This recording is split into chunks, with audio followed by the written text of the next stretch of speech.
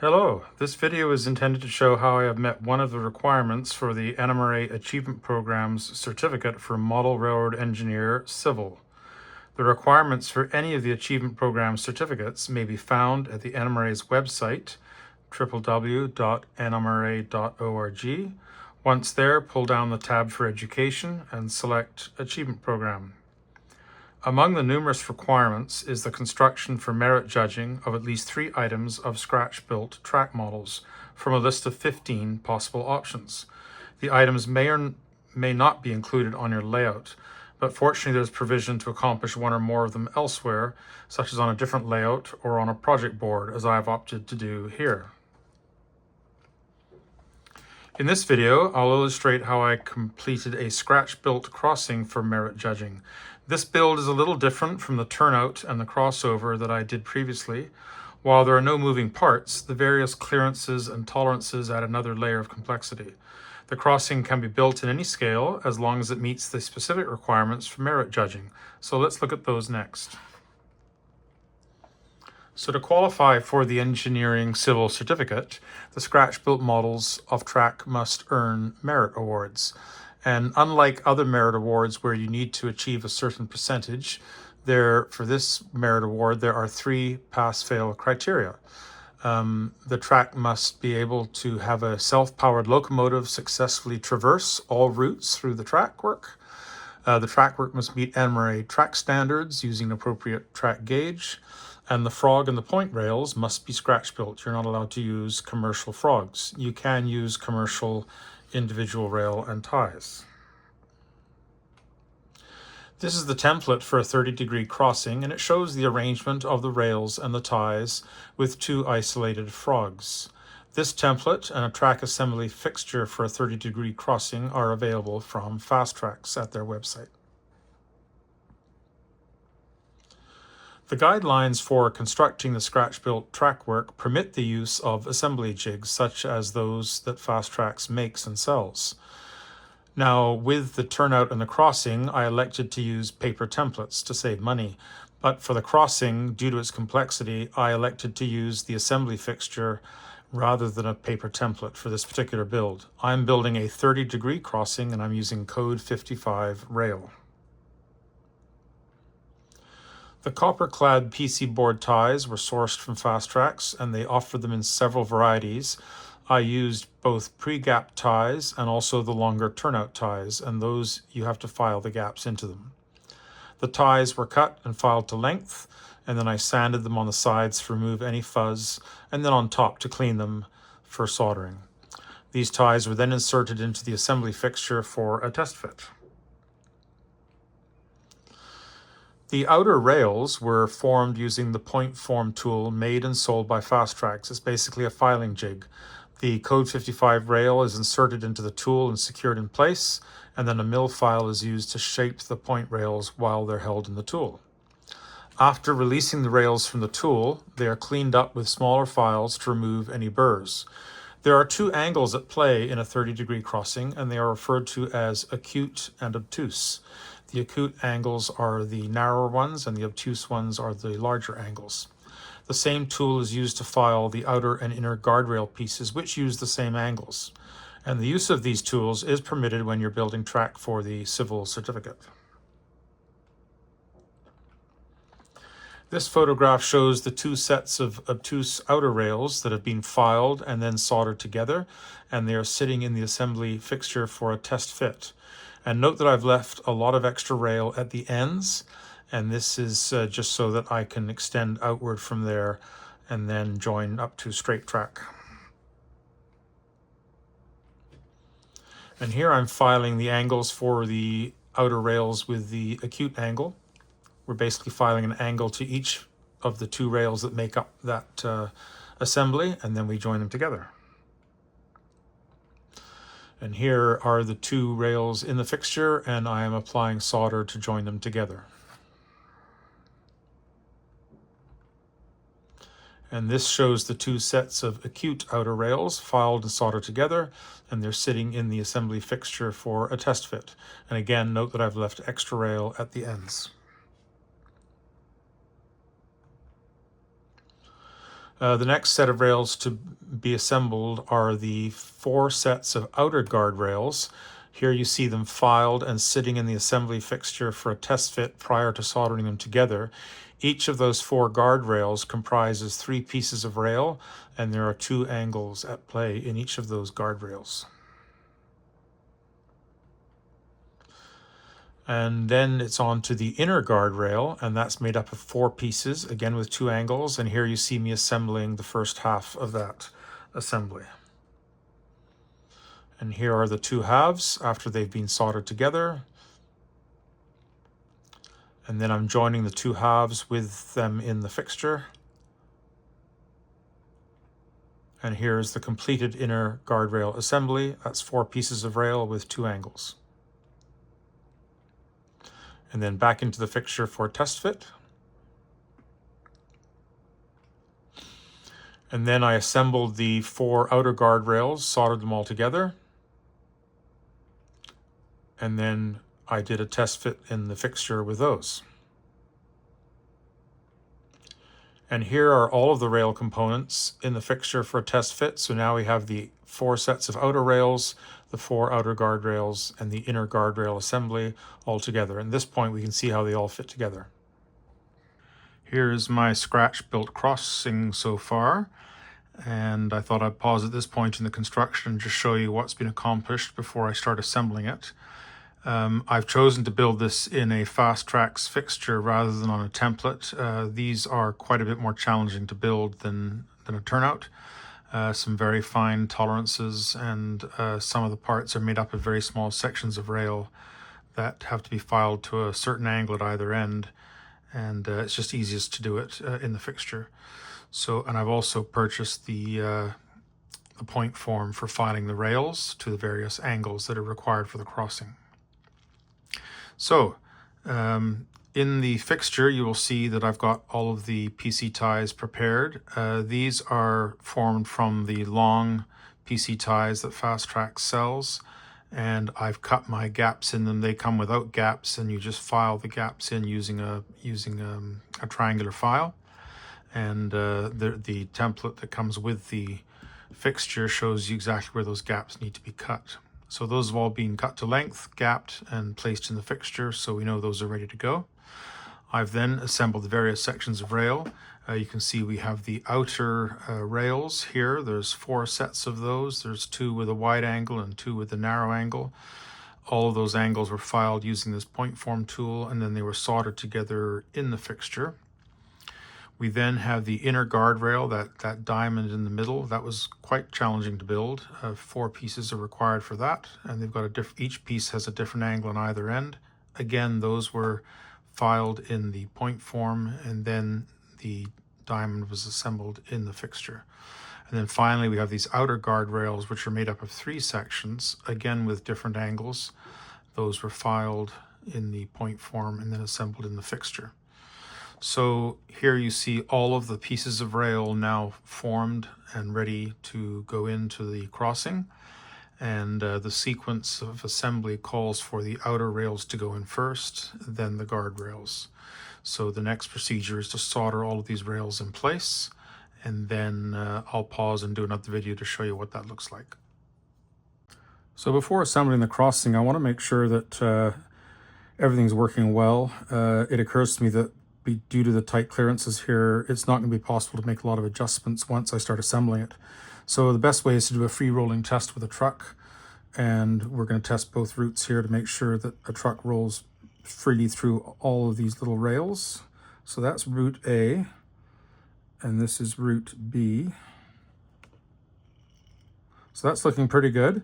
When I first put the parts in here, the truck did not roll through as well as I would have liked. I used the NMRA gauge to check the flangeways. That's the nibs at the bottom here. And I found that some of them were a little tight, so I just did a little bit of filing on the parts while they were free from the fixture, put them back in, and now we've got a pretty good performance through the crossing. So I can now go ahead, assemble this with comfort, knowing that when it's together, it should work fine. So now that all of the components have been assembled, we can solder them in place. So here you see the 4 sets of outer rails soldered in place on the PC ties.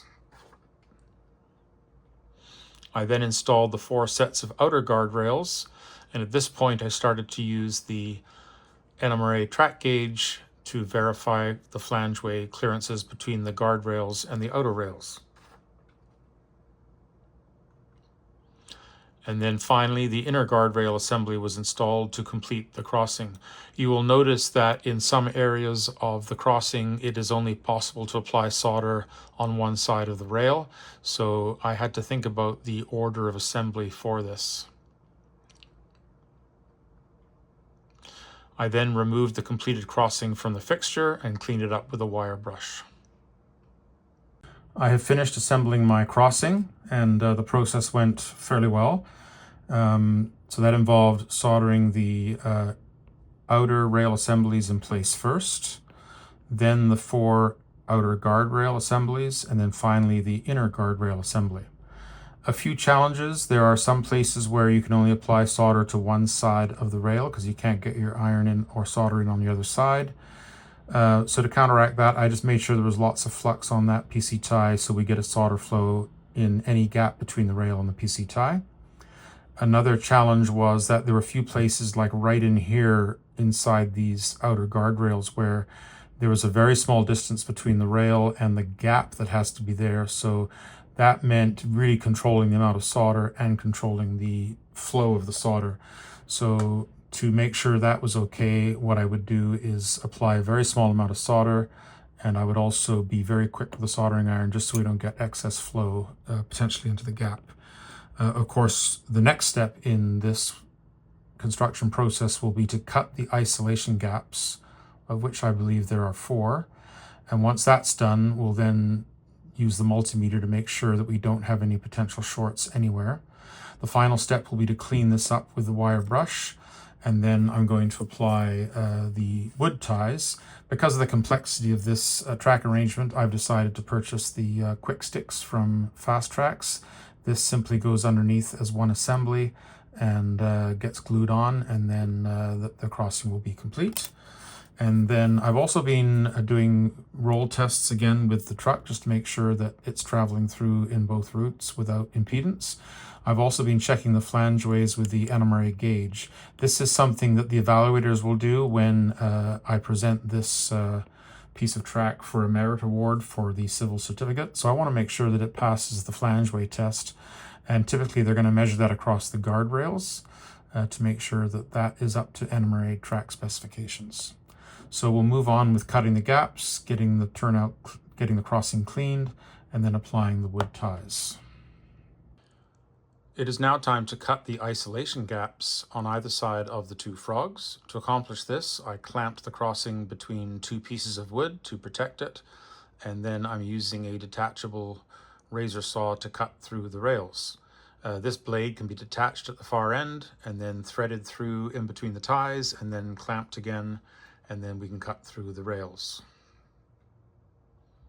And here we see the crossing after the isolation gaps have been cut. I installed some additional PC ties at the outer rails to keep them engaged, and I also added some paper templates so that I can fill in with those extra wood ties that are required.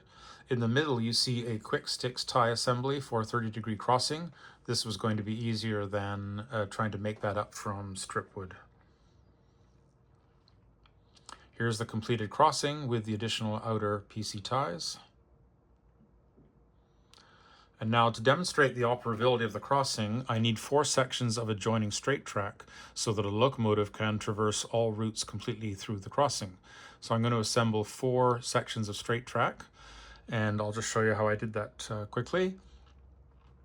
So I start with the outer rail, and that's going down onto the PC ties, which have been glued down onto the paper template.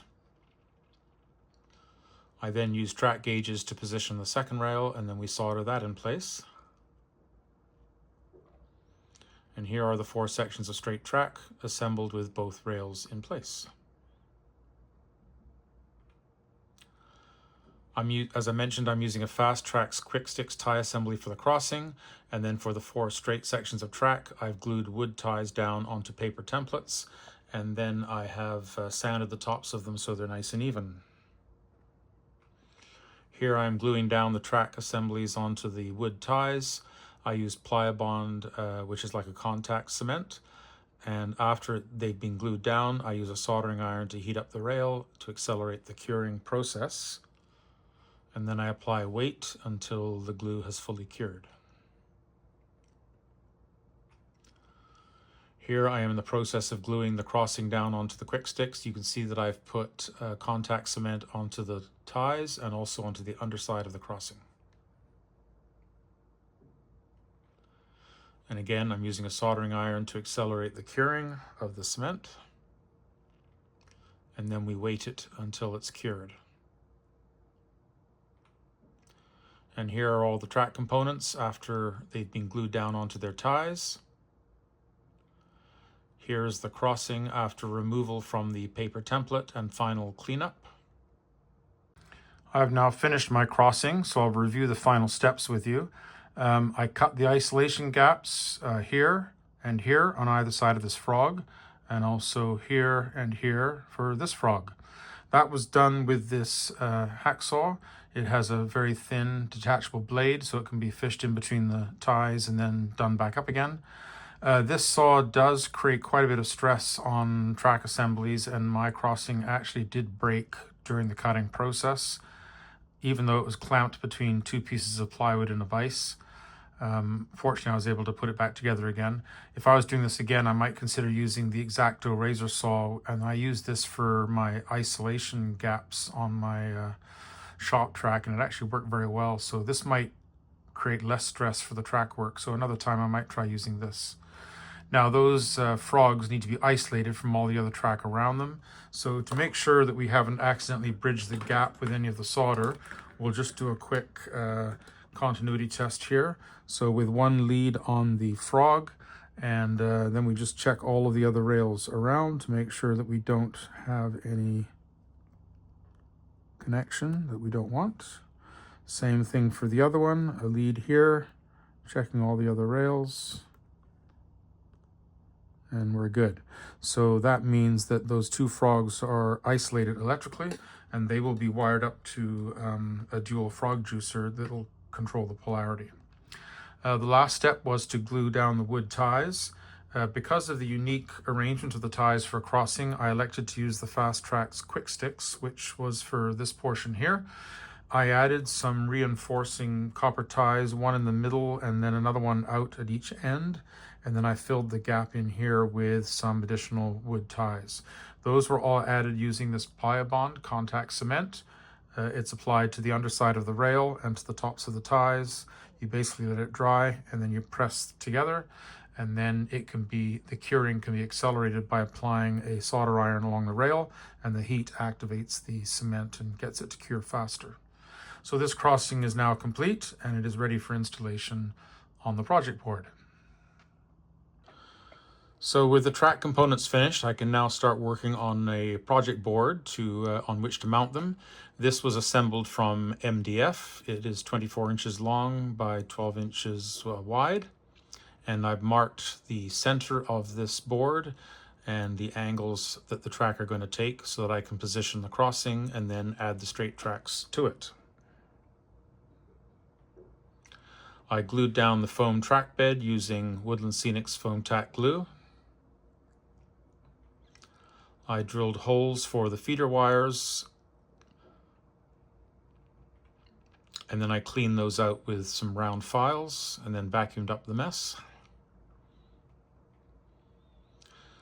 I then began preparing and installing the feeder wires. I strip a little bit of insulation off the end of the wires, and then I make a 90-degree bend in the wire, and then that comes up underneath the base of the rail.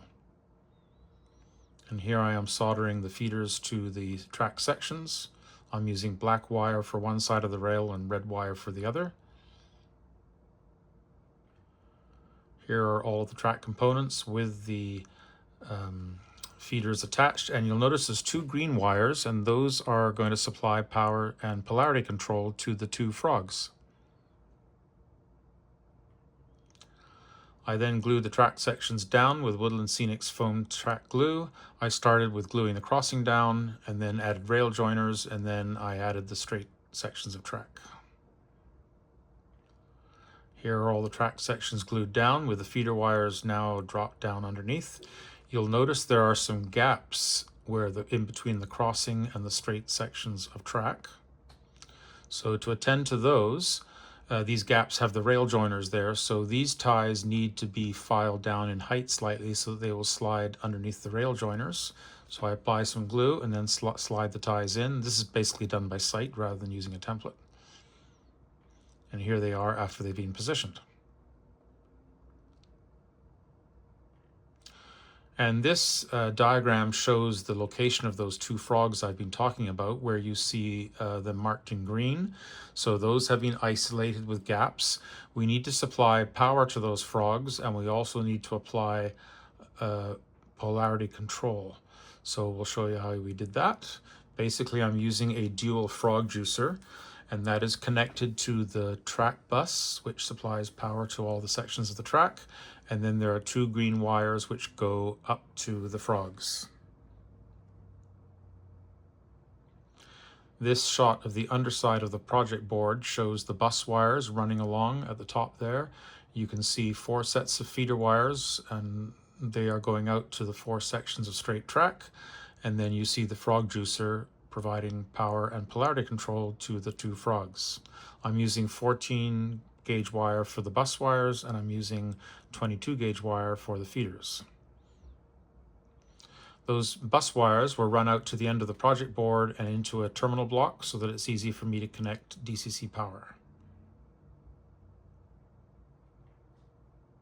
So the crossing is now wired up and it's all ready for testing.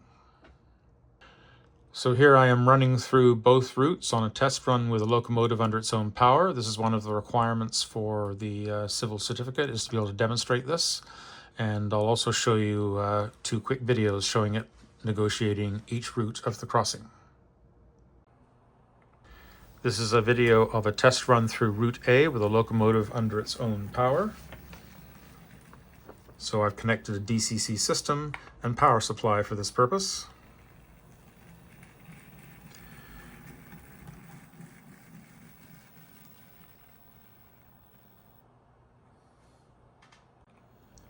And this is a test through Route B. This test is one of the requirements for the merit award when the track work is judged.